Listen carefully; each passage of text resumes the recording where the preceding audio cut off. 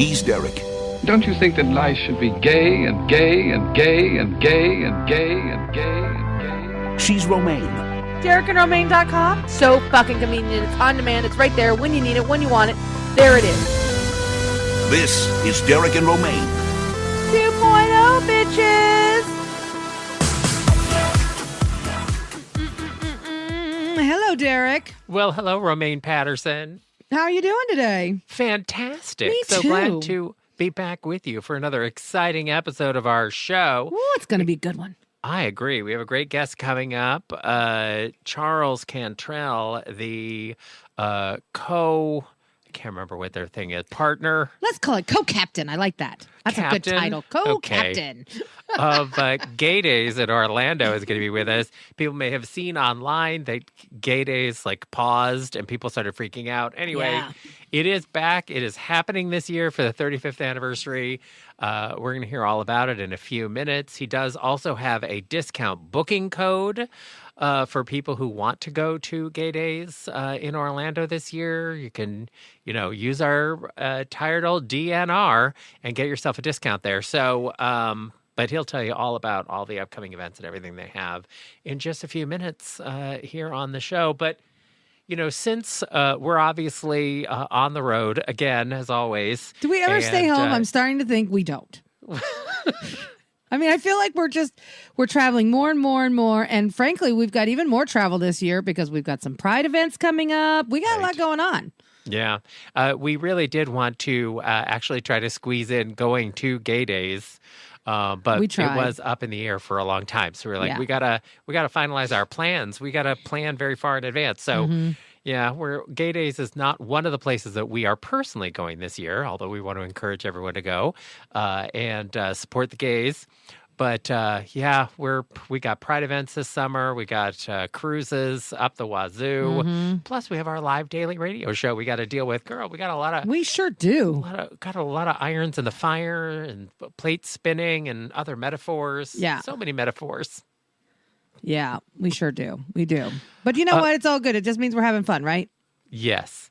But people are doing travels of their own, especially as we get into the summertime.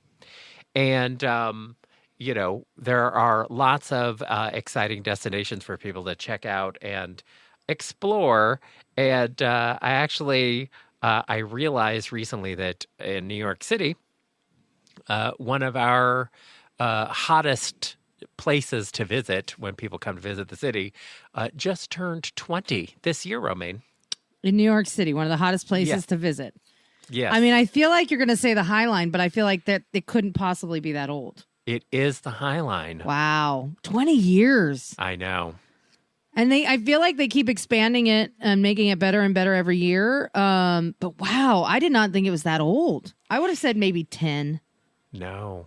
Wow. But it is great. Well, so the initial part of the High Line launched in 2006.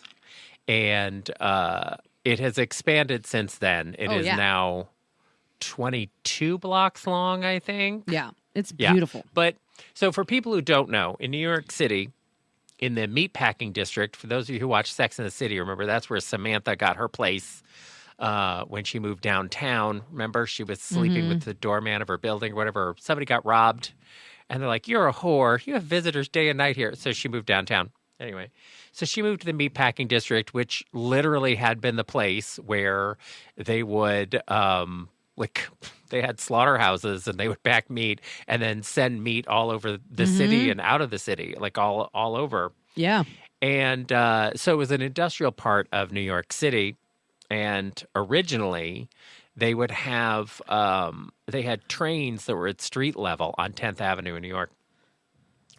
And 10th Avenue became known as Death Alley because the trains killed so many people because they didn't have street lights and crosswalks and whatever else. And so people were just walking in front of trains getting hit. And at a certain point, they had a person on a horse who would ride in front of the trains to tell people to get out of the way. That's crazy. I know. So it was That's a very, insane, actually. It was a very inefficient system. So eventually the city was like, look, we got to get this train traffic off the street. So they built an elevated rail track that connected the meatpacking district in Lower Manhattan up to where the trains came in and out to go to Penn Station in Midtown. Right. At the Hudson Yards. And so they had this elevated rail track. And so it was in business for decades. And then by 1980, it closed because the meatpacking district was no longer packing meat. The industrial part of the city was really shutting down.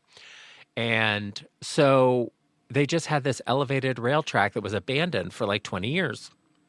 And there was a lot of talk about just tearing it down because it was becoming an eyesore and they had homeless people living up there and it was a problem. Right. But the city was like trying to get a plan together of what to do with the High Line and tear it down.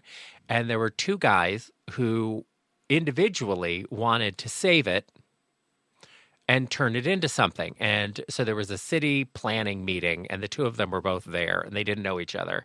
And they met at the city planning meeting, and they were like, you know what? We should work together to keep them from tearing this down and turn this into what they wanted to do, which was an elevated park. And so one of the two men who did it is somebody that I know, a friend of a friend, Robbie Hammond.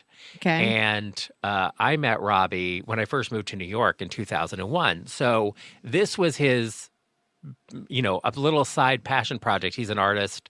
And the High Line was this passion project of his that he was working on like when I first met him. Like this was like the early stages of the High Line. And so I remember hearing about like, oh, we're trying to get this elevated train to get, and I was like, this seems, that's such a sketchy neighborhood, and who's going to want to, like, what is this thing? It seemed crazy, honestly. But they decided, they got people together, and a big part of how they did it was they got, like, influential New Yorkers, and they gave, like, little tours of up on the High Line, because all of these plants and trees had started growing up there, and it had really turned into this sort of urban jungle. And they were like, what if we put paths through here and people could walk through and they would have this view of the city you couldn't get otherwise, and then we'd have native plantings, and we could also transform the neighborhood around it because it would be a destination. People would come to see it because it would be so unique. And they had this vision, and a lot of people thought it was crazy, but they put together a Friends of the High Line, and they got local New York celebrities to help get the word out. And eventually they can, convince the city to do like a little pilot project. And I think initially it was 2 or 3 blocks long that they opened, and it was immediately a hit. But also for those of you who come to New York City, one, it's free and open to the public. You just walk, and it's an elevated, 22 block path that you can walk. But one of the things that they did when they did it was the city encouraged developers to put architecturally significant buildings along the High Line. And so one of the things that is amazing about the High Line is not just the High Line itself, but now when you walk it, you can see buildings by every star architect of the early 21st century there. And they're stunning buildings that are along the High Line now that weren't there before. So it isn't just the High Line itself. It's also, if you're interested in unique architecture, there's also like an architecture tour you can now do up and down the High Line. It's really something. And it has, economically, it's turned into billions of dollars of economic activity. Yeah. And has been a huge hit. And it's just beautiful. And it's just a cool way to see the city. Like, I love everything about the High Line. The only thing I don't love is that it's gotten so popular that now it's actually kind of congested up there. It can get crowded. Like in peak times, it can definitely get crowded for sure, because it's not, it's a rail line, so it's not huge. It's not wide. It's not, there's not a ton of space up there. No, they've carved out some sort of public space to hang out at various points in it. And I do think there is more space further along in the High Line, like closer Right. to the Hudson Yards. There's more open space for people, so it's not as crowded. But yeah, the part in lower, in the meatpacking district, it's like pretty narrow walk paths there. But it's great. And it's accessible. They have elevators that go up to it. So, it's fully accessible to all visitors, and it's just great. And it's just a neat idea. And other cities have tried to do their own version of the High Line. Mm-hmm. Different places have different sort of features like this. Doesn't San Antonio, don't you guys have like a canal or something? So we have what's called the River Walk, Right. and it's basically like this little. It is a canal, basically in the downtown area that kind of goes through, and then they have little boats that they put on it, and then there's a walkway all along it, and there's restaurants and places that have live music, and it's a really. I mean, they've spent a lot of time and money cleaning it up and making it really nice, especially for tourism, and I mean, it's a lovely area of town. So I really enjoy it, and it is very similar in this way to what they're trying to do with the High Line, I think. Yeah. I feel like there's something similar in like New Haven, Connecticut, I want to say. We went up there for a wedding and hung out, and that was neat. It was somewhere in Connecticut. I feel like it was New Haven. And then South Bend, Indiana, obviously has the South Bend of the St. Joe River that also has sort of like a river walk and houses that are along it and everything. A lot of places have really tried to develop these kinds of areas into sort of walkable, entertainment districts that are built around sort of a natural feature or, a man-made built feature. But Atlanta also has one that they're trying to do I feel like they have like an old rail berm that runs through Atlanta that they're trying to turn into like a walkable path through the city. And especially for big cities, because this is true of any big city, is that a lot of big cities got carved up with freeways and highways and that kind of thing. And so neighborhoods are completely separated by big freeways. And that makes it difficult for various neighborhoods to feel connected to each other. And this is what Atlanta is trying to do with connecting their berm by having like a path to be able to walk from neighborhood to neighborhood that bypasses like highways and I mean, everything. they're kind of doing that here as well with some of the new construction neighborhoods. Like a lot of them, they are building them with, like hiking trails and pathways built in that don't just stop in our neighborhoods. Like my neighborhood has one like that, where they have like a whole nature trail thing that you can go get on, and you can take it to other new communities. And one of them, I can't remember, I was talking to, when I used to have the temporary office, I was talking to the owner guy there, and he said that there's a path that you can take basically from downtown. It goes right by where our old temporary office was, and the pathway goes all the way up to Austin. Whoa. Like you could get on there and you could walk the whole way to Austin if you wanted to. Would you want to? Would I in this heat? No, thank you. I don't think I would, but it's pretty cool that you have that kind of option, especially when you think of it like we're in a big city here, and to think that they planned and they put thought into creating something like that so that if you did want to just kind of step away and get out of the city experience that you could. I mean, I think that's pretty remarkable. Yeah, I think in New York City, well, first of all, I talk about the High Line because when people come to New York, it's expensive. New York City is expensive. And a lot of people are like, oh, Broadway shows are expensive, staying in hotels are expensive, whatever. Right. And so I always like to focus on things that are free or low cost so that when people come to the city, you don't have to build your entire trip around just the free activities. But, if you have time in your afternoon, go and do something free like the High Line, and then, spend your big money on a Broadway show or something that you really want to do. But, there's no reason not to do free things. But the city also, they now have like a jogging and bike track along the border of Manhattan, and they've been trying to unite it so that you basically could run or bike in a circle completely around Manhattan without like being blocked, Right. which is crazy. It's a big island. It is a big island. But they kind of want to just, that will really, I mean, it will literally, complete the circle. Yeah. Just like the Secret Circle on the CW. You complete the circle. Yeah. That way, every neighborhood, no matter where you are in New York City, you can get onto the path and go north or south, Right. East or west, and then be able to go as far as you want to go and come back.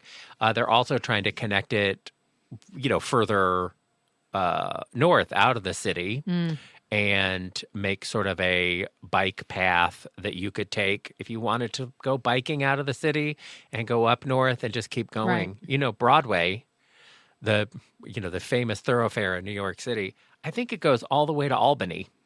Really? It is the original old road that used to lead all the way up into upstate New York. It goes far. Broadway goes really, really far. That's crazy. I had no idea. Yeah. So it's just, there's a lot to explore that is not expensive Right. In the city. And now we have Little Island. There's, I mean, I haven't been to Little Island yet, and I do look forward to going to it one day. I don't know when, now that I no longer live in the area, but maybe one day. Because I just never got a chance to get over there. I've driven by it a bunch of times, but I've never actually gotten to go over there and explore it for myself. And it does look so cute and quaint and wonderful. Well, Barry Diller and Diane von Furstenberg, they were early proponents of the High Line because Diane von Furstenberg had her design studio in the meatpacking district. She was one of the first designers that moved down there. Right. And then a bunch of other designers are down there now. There's a lot of like designer stores and outlets there. And she was one of the first there. And they put together the proposal for Little Island, which is very close by, and put up the money for it. But again, it just is more public space for people to enjoy. And so, it's worth coming and seeing these things and experiencing it. And also, you never know, like in your own town, there might be other things or nearby that you can explore that are low cost or no cost that are worth seeing and supporting because it will just encourage, more of this kind of stuff. Right. Speaking of touristy things, though, so in Egypt, they have this brand new museum that opened near the pyramids in Giza. And I'm very excited about that. I really want to go to Egypt. I really want to see the pyramids, and I really want to see their museum because they now have sort of all of their ancient treasures in one gigantic museum, Right.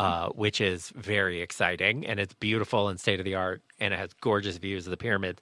But as they have continued to work around the pyramids, they believe that there is this is crazy. Something hidden in the sand. Yeah, they think there's like a giant section of the pyramids underneath the pyramids. Right? Is that what you're talking about? Because I was reading about this the other day, how they basically think there's like a whole thing. Like they think there's another Sphinx down there. They think there's all kinds of shit down there. Yeah. Now, there had long been sort of in the hieroglyphics and history of the area, there are references to a second Sphinx.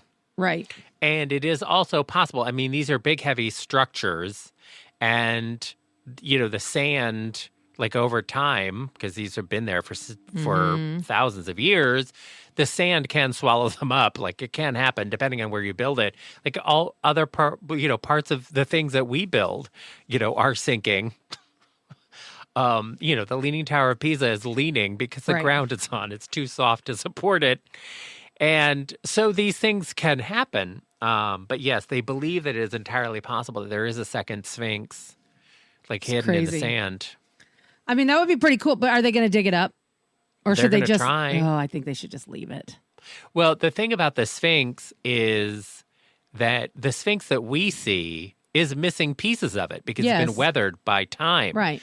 The other Sphinx would probably almost certainly be intact, which would also mean that hieroglyphics on it would also be intact. Right. There might be an enormous amount of history and information there that we don't currently have. I mean, it's a strong possibility. Yeah.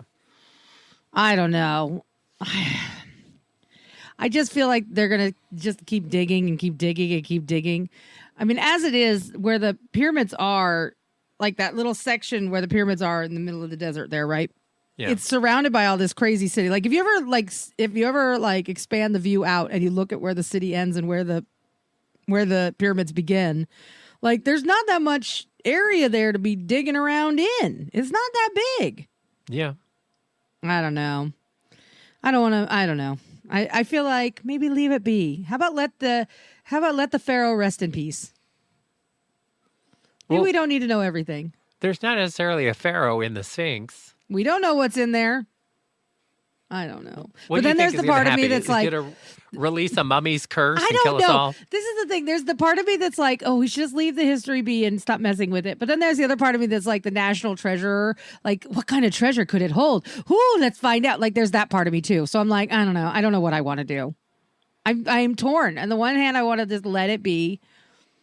And then the other hand of it's like, oh, but I am curious. I don't know. Do we need to know everything? Don't we know enough? No. Okay. I think it's pretty clear when you look around that people don't know enough. Well, let me ask you this. Let's pretend you were buried in there, right? Yeah. Let's pretend you were buried down in there and under the ground, under the things, and they'd already dug up your pyramids, and now they want to dig up more. Would you want them messing with your grave if it was a grave?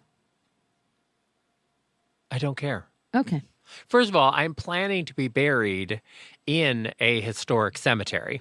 Yes, I'm So aware. there's always the chance That you can be dug could up. get dug up or moved around. No.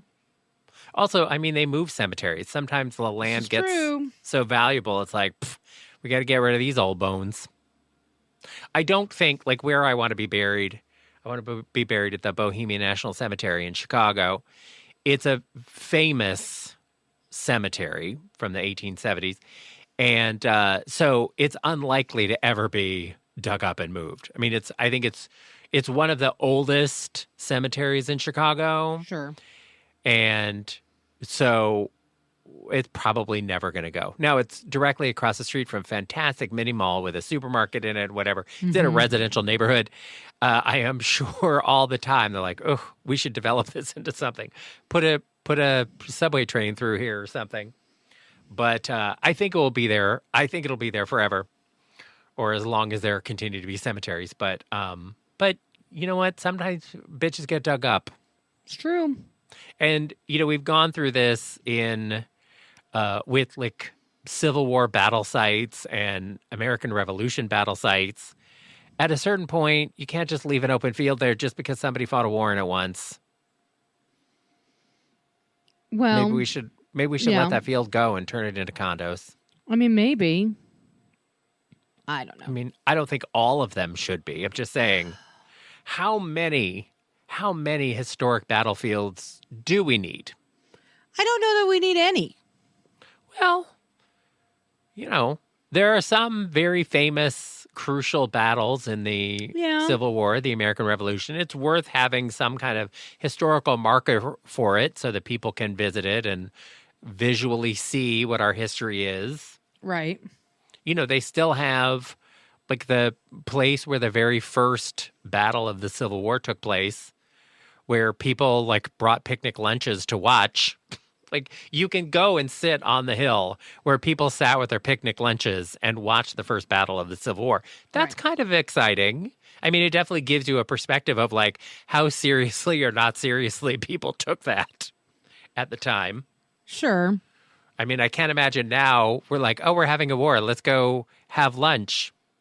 But then again, when the riots happened in Los Angeles, I was sleeping with this guy. Uh-huh. And I was hanging out at his place after work, and there was a riot at like the 7-Eleven around the corner, like 3 blocks away. And you're like, let's go check it out. Yeah, literally one of the guys was like, let's go and see it. And I was like, I'm not going. And then he came back and he's like, somebody threw a bottle at me, like hit him in the forehead. Oh, Jesus. And I was like, you dummy.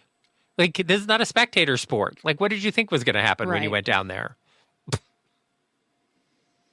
Lord.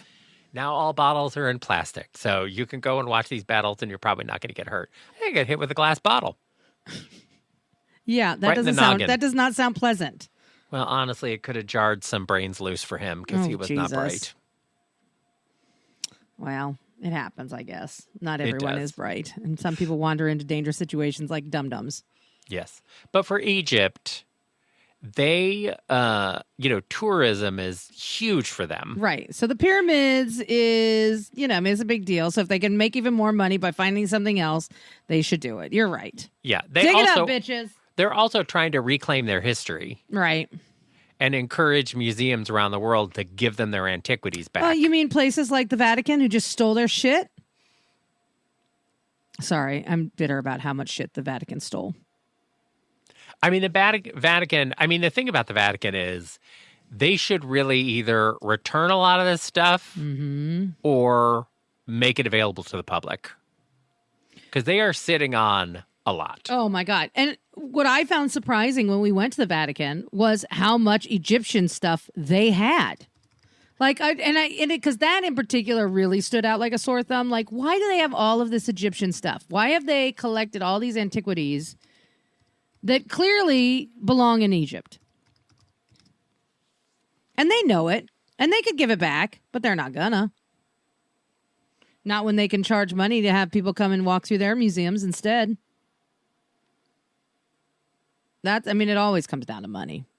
Yeah. When it's all, it's not about doing the right doesn't thing. need money. And yet, they're all about collecting it every chance they can get. Give us your money. Come buy a rosary that's 100 times more expensive than it would be back home because it's at the Vatican and the Pope breathed on it. Does he? I doubt it. I'm just saying.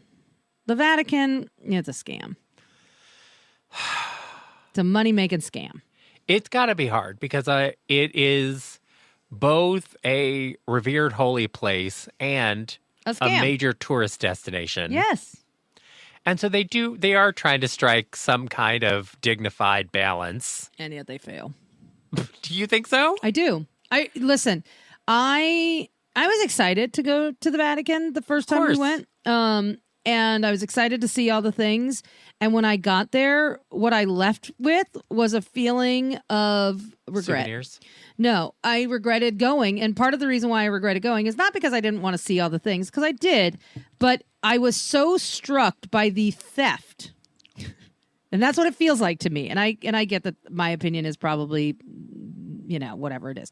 But I feel like the Catholic Church has, for as long as they've been around, has stolen cultural artifacts and things like that from different societies and cultures from throughout the world, honestly, in all of their conquests and things like that.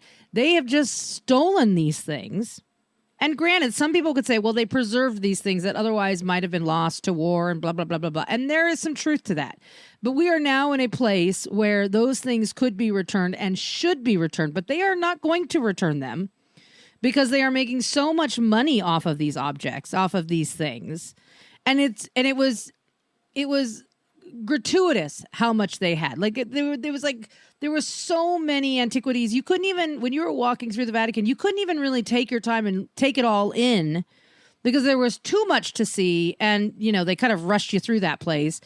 And it felt icky to me. It really felt very, very icky to me. And I did not expect that. I did not go in with those feelings like, oh, I'm going to feel this way about this place. But that is what I left with. And it was an overwhelming feeling of ickiness of like, I just kept thinking, God, they just stole from everyone.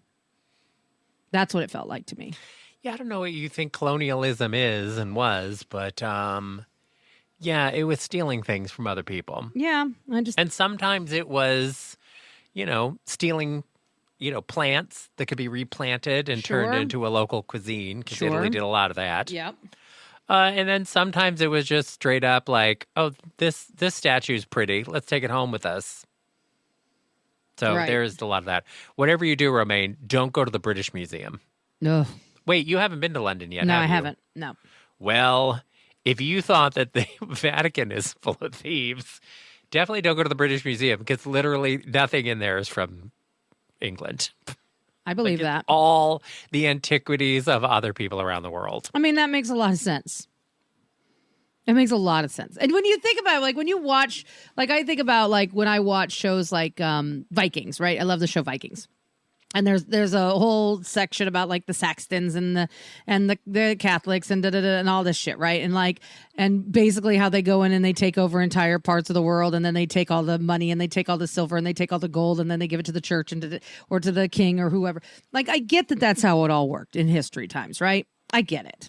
I understand that that's how it worked, but it doesn't feel any less icky now. In fact, it feels more icky now because they don't need it, and yet they keep it, and they have robbed all of these different cultures of their history, and it's gross because they don't need it. Like, or if you're about God and you're about the Lord and you're about Jesus Christ and all those things, and you're about, being kind and all that crap, then why do you have to keep this stuff that you stole? And I get it was stolen in the name of God and to worship and blah blah, but it's icky. It's icky. It's not cool. And I don't care if you stole it because you were a king or if you stole it because you were a pope. It's icky nonetheless. Well, there was a lot of crossover there between the kings and the popes. Oh, I know. That's why they're both icky. So you're right. I probably would hate the London Museum because I would feel icked out by that too. The London Museum, the British Museum. That's what I said. In London. Yes. That's what I said. Why you got to be a smart ass, sir? You know what I was talking about. Look, I actually think, because I have been to London a couple of times. Romaine hasn't been. One of my goals with our DNR travel, like all of our various travel adventures, is I try to pick places that Romaine has not been that I think she will like. Right. And that's why we ended up going to New Orleans and Paris. And, next year we're going to be going to Japan, because I'm just like, Romaine's going to love these places. And, I'm very convinced about Romaine loving Japan because it hits all of Romaine's sweet spots, which are local cuisine, art, architecture, and natural wonders. All pretty cool these, things. I think, are Romaine's 4 destination sweet spots. Sure. And Japan is going to bang 10, 10, 10, 10, across the board for you. Probably. Because it's a beautiful country. The topography of it is stunning. And then the architecture is beautiful. It's interesting. It's different. It's exciting. The food is fantastic. And they also have incredible historic and modern art. There's just going to be a lot to like. Plus, when we go to Tokyo, you're going to be like, oh my God, it's so clean and quiet here.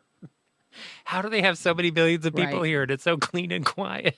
I went on the subway and I don't feel like I need a shower after riding on the subway. Yes. It really is, being in Japan, it's like a revelation like that. But, for me, though, London is low on the list because I think, while it does have many fine qualities, I don't think it will end up being one of your favorite places. ADD Jeff used to go to London all the time, and we talked a lot about what he liked about London, what he didn't like about London, and I agree. I don't think London will be one of my favorite places. No. I mean, it's historic. Sure. And it'll be interesting to see places that you've heard about or seen in movies or TV, whatever. So that part is interesting. And there might be things in the countryside you might find interesting. We had planned a cruise that, because of the Ukraine war, the cruise line canceled the cruise. Right. But I do think that you would find a trip to Ireland and doing sort of a family history tour of Ireland, seeing the part of Ireland where your family originally came from. That would be interesting because you'll get more of a sense of your sort of family history and why they left. And you might get there and look around and be like, oh, I understand why they left. Yeah. Because that happens a lot when people do one of two things happens. Either they go, oh my God, like I did when I went to the Czech Republic. It's like, oh, wow. All these Bohemians left the Czech Republic and they came to the part of America that looked the most like what they left behind. They didn't miss a beat. Michigan looks, and I imagine that Chicago before it was built up looked a lot like what Michigan looks like now. It looks exactly the same as in the Czech Republic. So I imagine you'll probably go to Ireland and you'd be like, yeah, my ancestors that settled in Pennsylvania were not fallen far from the Right. tree here. Yeah. I can see that. I could totally see that. But I'm into this kind of like genealogy tourism. So I would like you to go to Ireland so you could sort of see your Scotch-Irish ancestors, like where they were in the Siege of Derry and all those kinds of things. It'll be fun. But I don't think it'll be your favorite place. Yeah, probably not. Probably not. I definitely think there are some places that I would love going and I would like to see, but yeah, some of those are not the ones I'm like, oh yeah, I got to go there. You know what I mean? But Is there anywhere we don't currently have planned that is still on your I would like to go? absolutely, I would very much like to go to Amsterdam. Oh yeah. That is high on my bucket list.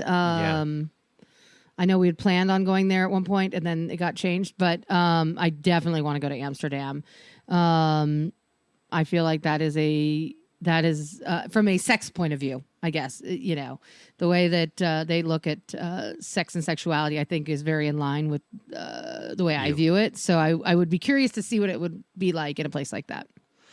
The thing about Amsterdam is, one, New York City was settled by the Dutch and was originally New Amsterdam. Right. And when you go to Amsterdam, It's like you going to New can York City. Yeah, you can see their influence. fingerprints all over New York City while you're there. Yeah, Like, I'm sure of that. Oh, yeah. And so I think you will like that part. And then also the city is built around, these canals with little bridges, and it's very charming. Right. And, there's great food and like tiny little like food halls and things you'd like pop into and little shops. Like everything it's basically like New York City in miniature. Like so many of the places are like tiny buildings, tiny little shops, tiny little restaurants or whatever. And so it is fun. It's a little bit Disney, where everything is, 2/3 sized Sure. of what you're used to. But it's beautiful, it's charming, and easy to like walk around and get around in, and has a lot of great history and everything, and delicious food and fun architecture, and and then it has like their sex district. So you will like all of that. I'm excited. I would like Although, to go visit very soon. It's really something to see a prostitute just sit in a window in a bra reading I a book. mean, I love that. I think that's fascinating and interesting, and there's so much about Amsterdam that I want to experience. That's the kind of place I would want to go and spend some time there. I wouldn't want to just go for like a day or two. I want to go and spend a few days there and really get to experience what it is about. All right. Well, I'm going to keep keeping my eye out for this. If they do that 10-day again, we're going to do it. I'm in for that. I know. I'd be very excited. Me too. Well, I'm also excited to talk to Charles about Gay Days in Orlando. It's the 35th anniversary, and we're going to find out all about it coming up next here on Derek and Romaine. DNR 2.0. Derek here, along with Romaine, and joining us now, it's Charles Cantrell from Gay Days in Orlando. The rumors of Gay Days' demise were greatly exaggerated, and he is here to tell us all about it. The event is coming up June 4th through the 7th of this year, the 35th anniversary, and you can get tickets and information, book your hotel room now at gaydays.com. You can also find them in Twitter and Instagram as Gay Days. Charles, welcome to the show. Hey guys, thank you for having me. Absolutely. So there was a lot of tumult in the world a few months ago when you guys announced that Gay Days would not be moving forward, but it is back. It is back. What What is going on? So we never officially canceled. We called it a pause Okay. because we knew that we were going to do something. We had some incident with our host hotel, so we had to quickly scramble and get another hotel, which now we have an amazing hotel. It's a newly renovated Holiday Inn, beautiful rooms, beautiful pool, great area for us, great location. There's 100 food trucks next door. It's gonna be a great. That's Oh amazing. my God, I walked that place. I didn't even know what to eat. I couldn't decide, so I went across the street and went to McDonald's. Okay, you have 100 food trucks and you ate McDonald's. Okay, now I'm just shame on you, Charles. I know. I Shame couldn't on make you. up my mind, but no. So yeah, Gay Days is back on. We're celebrating our 35th anniversary actually this year. So we're really, really excited about that. Well, as someone who plans a lot of events, Derek and I do, we know that sometimes craziness happens and you think you have something planned and solid, and then it all goes sideways, and then you have to regroup and put it all back together. And actually, sometimes it ends up better than it was before because you're forced to think of things outside of the box, think of things a little bit differently. Sounds like that's kind of what happened here. So how will Gay Days in Orlando be different this year than years past? Really, it won't be too much different other than our location, because we're bringing back our DJs at the pools. They go till 2:00 in the morning. We have Mr. and Mrs. Gay Days events. We have drag bingo and porn bingo and karaoke. We're bringing a piano lounge on this year. We have our foam party. We have a huge expo. And of course, the Red Room will be back. What is the Red Room? I knew you'd ask that. Of course I am going to ask a that. personal little area for a meet and greet of gentlemen in the evening that may be clothing optional.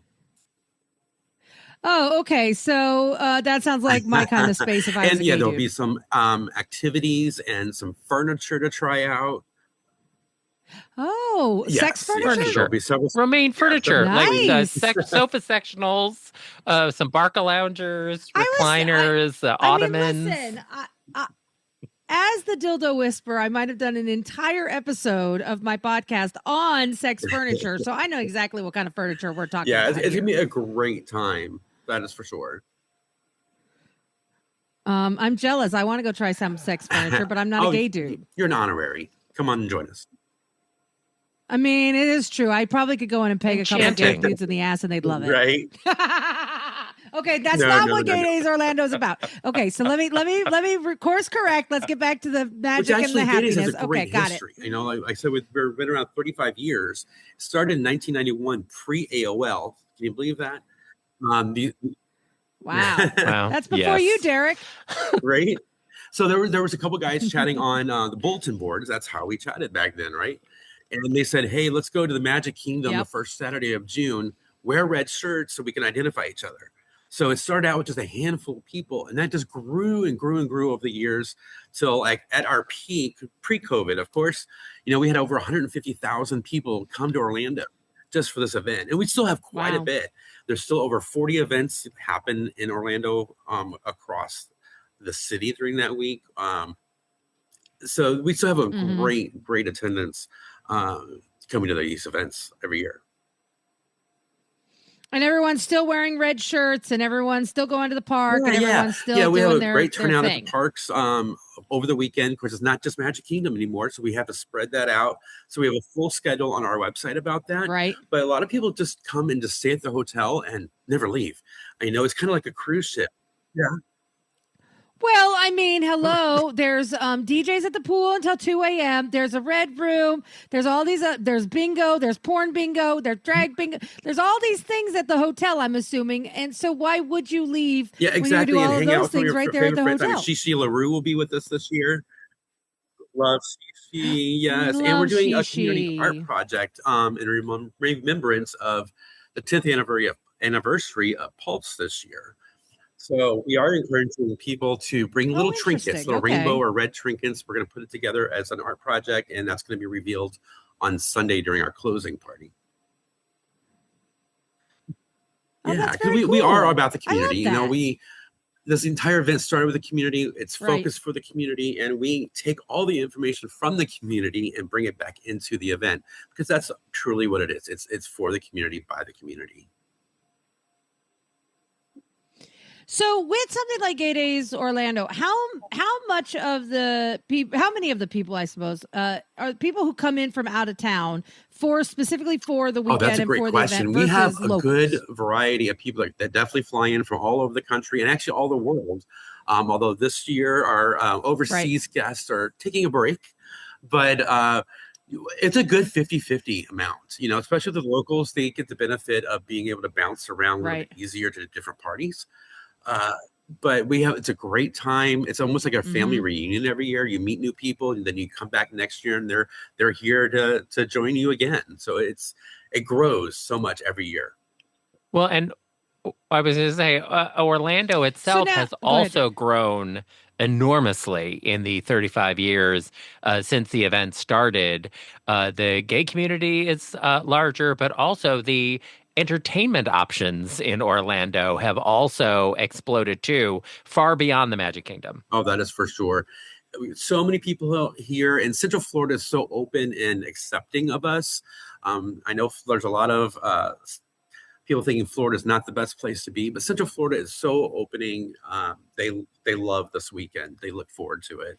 But there's so much to do, and actually, right across from our host hotel. Not that I want anyone to leave, but there's like a miniature theme park just right across the way. It's like the very first theme park tourist area that was built when Disney was building their property. So it's been around for a long time.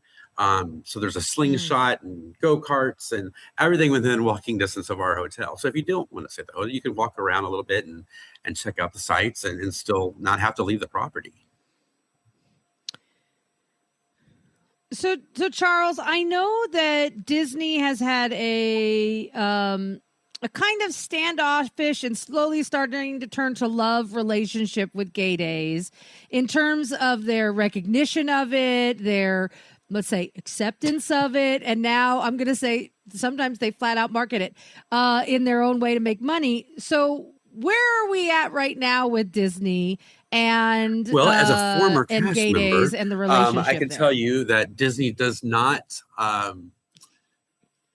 not necessarily support, but they don't advertise this event. But of course, they do support us. They want our money. They want us to be there. And over the years, they've done things like special merchandise and special food, and they've even done some after-hour parties occasionally. So they do support us. They do love us, and I wish they would, officially come out and say it. But they do care about us. It's very different than the 90s where planes would fly over and tell us where we're going to go, and that doesn't happen anymore. We're just accepted, and Disney. I think they enjoy bringing out that special merch. Well, and Disney has a pretty active and local, like LGBT group, like an employee group there. I know because I know several people who are part of it, and they seem to really be pushing from the inside out to try to get more recognition from Disney and the events that are taking place that we all know are taking place, and Disney knows it's taking place. But like to get them the to Pride group has recognize, been wonderful. There's wonderful people on there, and they're doing their best to come out. They're actually marching in the Orlando Pride Parade. They brought out the Disney horses, and so that's awesome. it's getting a lot better. That they are finally coming out and saying, we support everybody, we love everybody. That's what Disney is about. So we're really happy to see that. What? Yeah. No, go ahead. No. So let me ask you this. Sorry, Derek, I keep interrupting you. Let me ask you this. Florida has not gotten a great reputation as of late when it comes to the LGBTQ issues and things of that ilk. And so there are some people, let's say from out of state, who are like, fuck Florida. I don't want to go there because they don't like our people. What do you say to those people? Because obviously you're putting on this event. It is an inclusive event. You do want people from everywhere to come. So what do you say to those people to say, hey, well, I look at it this way, show them with your money, show them what we can do and what we can give to the community. Show them that our money counts. We do count as people, so I get the people that, say that they don't want to come to Florida, they don't want to spend their money, but I think it's completely the opposite. The more we show the love and support of the other communities and put our money into that community, it shows that we have importance, and that could change minds. You never know. Well, and I think to that point is that, whenever this happens, that there's, in a political sphere, that there is a pushback to the LGBTQ community in the political sphere, no matter where it happens, there are still local gay people who live there, who have businesses, and there are businesses that depend on gay tourism.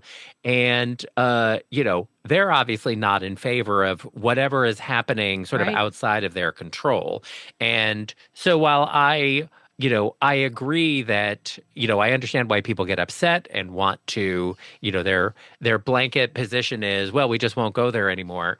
But, the people it ends up hurting are the gay businesses that get supported by people visiting. And so I think there is value in, definitely voicing your objection to what a city or a county or a state might be doing, while at the same time making a point of supporting gay businesses, gay nonprofits that are still there and are on the front lines of whatever's going on. And it's very, very important right now because it's really hard to get those sponsorships that we all know that we depend on to make these events happen. Our major sponsors, our liquor sponsors and all that, have not come back to us.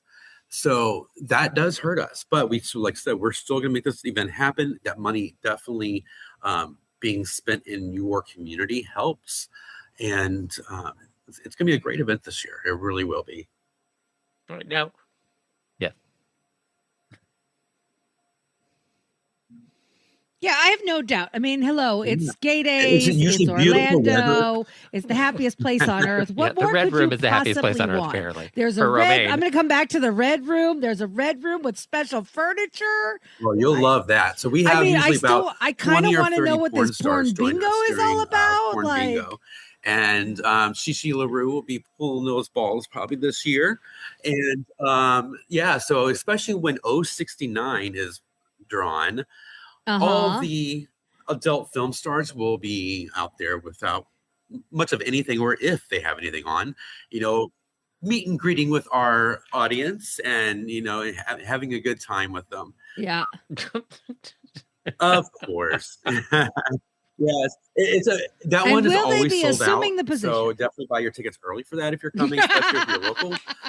A good thing too, I didn't mention earlier that because it's our 35th anniversary, we are giving the gifts back to our community. So most of our events are covered within your reservation.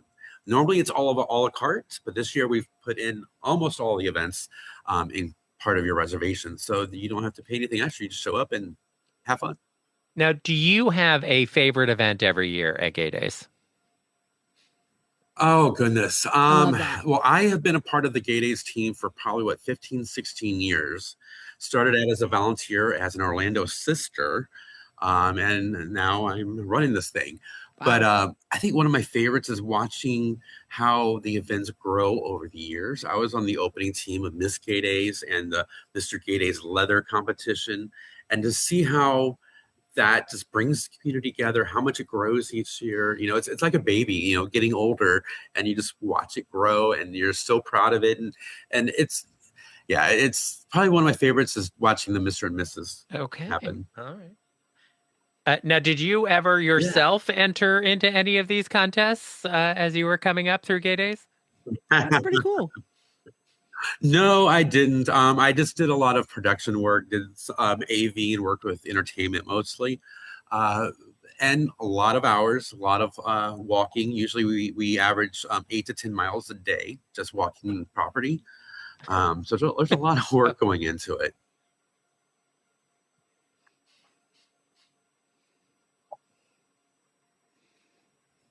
I mean, I've been to enough of these big type events, and yes, there is an enormous amount of work that goes into it behind the scenes. Sometimes you wonder if the people who are attending the events have any idea. Most of the time, they do not. But it is a labor of love. I mean, this year, everything that could have gone wrong kind of went wrong for you guys, and yet you're like, we're not going to let it stop us. We're going to continue moving forward. We're going to figure out a solution. You guys have come up with a great solution. You have a new hotel and all of that. So. And the hotel do it can't if you wait didn't to see love us. it. I mean, they're going out of their way want to bring all that happiness and all that joy to the people who attend the event. Putting some new paint on the walls where it needs it. They're going all out for us, just for us. So it's great to see that that we are being welcomed so open armed. Okay. Well, Romaine will hold herself back from singing "Nothing Can Stop Us Now," but. I wanted to ask you, one of your events is, are you smarter than a drag queen? So, Charles, are you smarter than a drag queen? Yeah, we that was a show that I kind of produced last year. It didn't go so well, I'll admit. but it did give us some great ideas for this year and upcoming events of working a game show type event, and that helps bring the community and the audience to play along. They really did enjoy playing games back and forth from the stage to the audience. I don't know if we're bringing that back this year. We've got pretty full schedule, but it's something we'll probably be back. Okay, but that didn't answer the question. Are you smarter than a drag queen? Yes or no? No, it was so much fun putting that together, going through all these questions. And I'm probably not. Drag queens are super smart, intelligent. He's not going to. I mean, they run our community. We know that. And you do have a bunch of drag queens who will be at the event. Obviously, Shishi LaRue. But tell us about some of the other drag performers you're going to have with you. Oh goodness! Well, locally, we a lot of people know Twyla Holiday. She is going to be our entertainment director, kind of bringing all the folks together. We are going to officially put all of the names and pictures up on our site in the next week or so. So stay tuned. There's some special surprises. Well, Charles, I appreciate you keeping up the good fight, keeping Gay Days going, and joining us here on the show. I know you have listened to us in the past, so how weird is it to actually have like this direct conversation with us? Yes. Yeah, I've been listening to you guys for good 15, 16 years back in the old days from OutQ, and it's great talking to you guys. You're just like friends to all of us out here in the world. Even though we don't get to talk to you daily, we always look at you as our friend and something that cheers us up and makes us smile and keeps us going through the world when sometimes it's dark.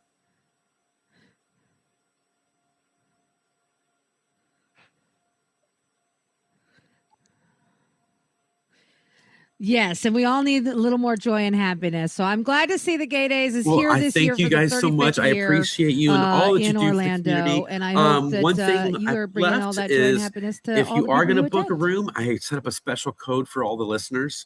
Code DNR will save you a good chunk of money off those reservations. So, oh yay! Yeah, so we're looking All forward to it. right, so there Hopefully you guys go, can come out and listeners. join Book us. your hotel room. Use that code DNR and save yourself some money. Can't beat that. But if we can make both of them be together, go there for Man, work, then trust me, we I can want make it to work. because nothing keeps me away from a So Disney yes, park we would love to except for come, work. and we appreciate the invite. Obviously, we're Derek. not there scheduled for this year, but we definitely will join you in the future. And we hope everyone joins you this year. Don't wait for us.